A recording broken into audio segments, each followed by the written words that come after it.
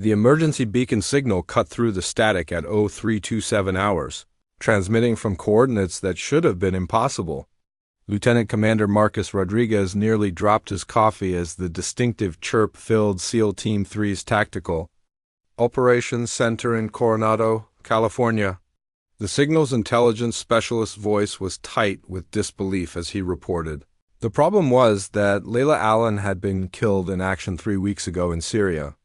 Rodriguez had been at her memorial service. Yet here was her beacon, transmitting the emergency code from inside Iran, specifically from a Revolutionary Guard. Black site 40 miles southeast of Tehran, Rodriguez stared at the blinking dot on the screen. 3 weeks ago, he had folded the American flag that draped Layla Allen's empty casket and handed it to her younger sister. He had given the eulogy, talking about how the first female Navy SEAL to see combat had died as she lived, with extraordinary courage. Her Black Hawk shot down over hostile territory with no survivors. Yet here was her beacon transmitting the emergency code she had memorized during SEAL training, the one that meant she was alive but in extreme danger. Rodriguez ordered his team to get JSOC on encrypted comms and wake up the team. If Layla was alive, they were bringing her home 8,000 feet above the Iranian desert. Master Chief Jake Sullivan, known as Phoenix, checked his altimeter and adjusted his night vision goggles. Below him, 5 other members of SEAL Team. 3 fell through the darkness in a perfect halo formation, their black tactical suits rendering them nearly invisible against the night sky. Flying too high for Iranian radar to detect, the mission briefing had been surreal. Layla Allen, the Navy SEAL they had mourned and buried, was alive. For 3 weeks, she had been held in an Iranian Revolutionary Guard facility that officially did not exist. Phoenix had served with Layla for 3 years. She had earned her trident the hard way, becoming the first woman to complete training without any modified standards, finishing Hell Week with 2 broken ribs she had hidden from the instructors. She could outshoot most of the team at long range, spoke 4 languages fluently, and had saved Phoenix's life during a mission in Afghanistan when she had spotted an IED he had almost stepped on. Hellhole. And she had managed to activate an emergency beacon that should have been discovered and destroyed. Weeks ago, the desert floor rushed up to meet them. He guided himself toward the designated landing zone, a dried riverbed 2 kilometers from the target facility. One by one, his team touched down immediately. Burying their chutes and assembling their weapons, they moved across the desert like ghosts, their footsteps silent on the hard-packed sand. Fence topped with razor wire, they reached the outer fence at 0248 hours.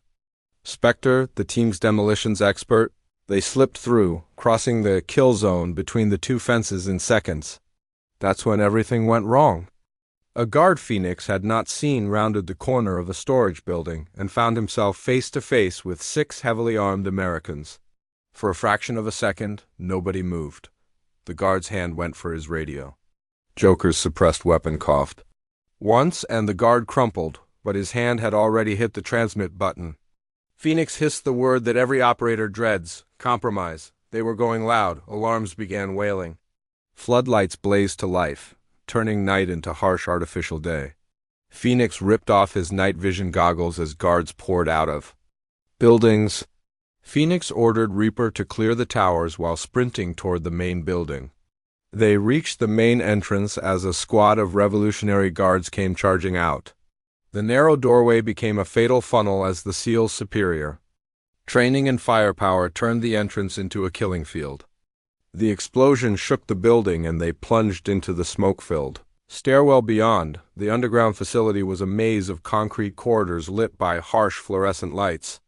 Phoenix split his team, sending Joker and Spectre to clear the eastern wing while he, Titan, and Doc pushed west, following the beacon signal on their tablets. Phoenix kicked open door after door, finding empty interrogation rooms. The beacon signal was getting stronger, leading them deeper into the facility. Then he heard it, a voice, weak but unmistakably American, coming from behind a heavy metal door at the corridor's end. The voice said in English that she knew her brothers were coming for her. Phoenix's throat tightened. It was Layla he reached. the door to find it secured with an electronic lock. He called for Spectre. The explosion tore the door from its hinges. Phoenix burst through the smoke to find Layla secured to a metal chair in the center of a blood-stained room, her face bearing the evidence of 3 weeks of brutal captivity. 2 Iranian intelligence officers were there, one pointing a pistol. At her head, Phoenix's rifle spoke twice. Both men dropped. Phoenix rushed to her side while Doc provided security at the door. He told her it was Phoenix and they were getting her out. She whispered through cracked lips that she knew. He would come, that she had told them SEALs, do not leave anyone behind. Doc was at her side immediately checking vitals while Phoenix cut her restraints. The medic reported multiple contusions, signs of severe dehydration, and possible internal injuries, but she was stable enough to move. Phoenix caught her as she nearly collapsed. Doc gave her a stimulant injection to bring some clarity to her eyes. She gripped Phoenix's shoulder, her fingers still strong despite everything. She said urgently that there were others, 2 CIA operators captured last week. In the Eastern Wing. Phoenix called Joker and Spectre, who reported they had already found them. One was ambulatory, one critical. Above them, the gunfire was intensifying. Phoenix called Rodriguez to report package secured plus 2 additional friendlies. Rodriguez responded that they were negative on the primary landing zone with satellite, showing 2 platoons of Iranian regulars converging. He was rerouting to secondary, but they needed to hold for 7 minutes. They fought their way back through the corridors. Layla somehow found the strength to hold a pistol Phoenix had given her, covering their 6 despite barely being able to stand.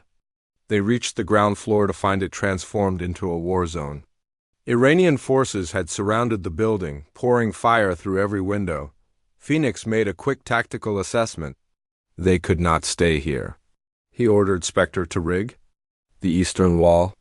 They were going to blow their way out and make the Iranians think they were heading east while they broke west to the landing zone.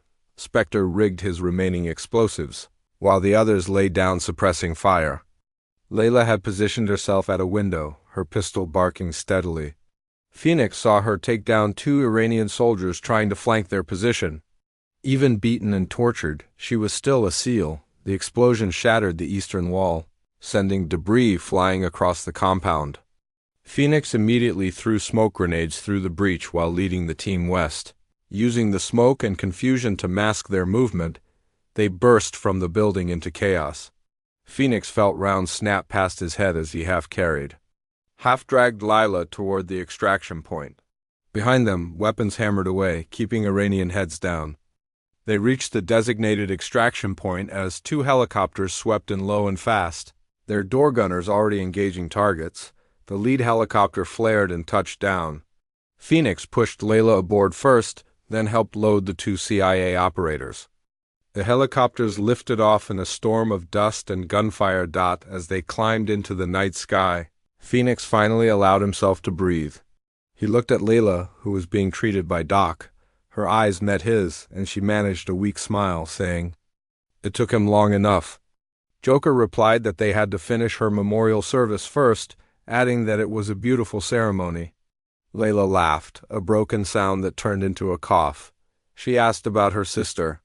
Phoenix told her that her sister never gave up hope, that somehow she knew Layla was still alive. The helicopters banked hard, racing toward international waters and the safety of the U.S. fleet. Behind them, the Iranian compound burned. They had done what SEALs always do. They had brought their sister home. As the helicopters flew on through the night, Phoenix reflected on the past 3 weeks. They had mourned Layla, buried and empty, casket, and tried to move on.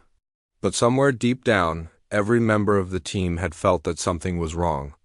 SEALs had a sixth sense about their brothers and sisters, a connection forged in the crucible of training and combat that transcended normal understanding. 6 weeks later, Layla stood in the Oval Office, still bearing the physical scars of her ordeal, but standing tall in her dress whites. The president placed the Medal of Honor around her neck, praising her courage, resilience, and dedication to duty. Phoenix and the rest of SEAL Team 3 watched from the side of the room, proud beyond words. After the ceremony, Layla pulled Phoenix aside. She said she never thanked him properly for not giving up, for hearing her beacon. Phoenix replied that she did not need to thank them, that she would have done the same for any of them. The team laughed, the sound echoing through the White House corridors. They were SEALs, brothers and sisters, bound by something stronger than blood, a commitment to each other that transcended death itself. 3 months after her rescue, Layla was back on operational status. The beacon that had saved her life became a symbol within the Naval Special Warfare community, a reminder that SEALs never give up on each other, that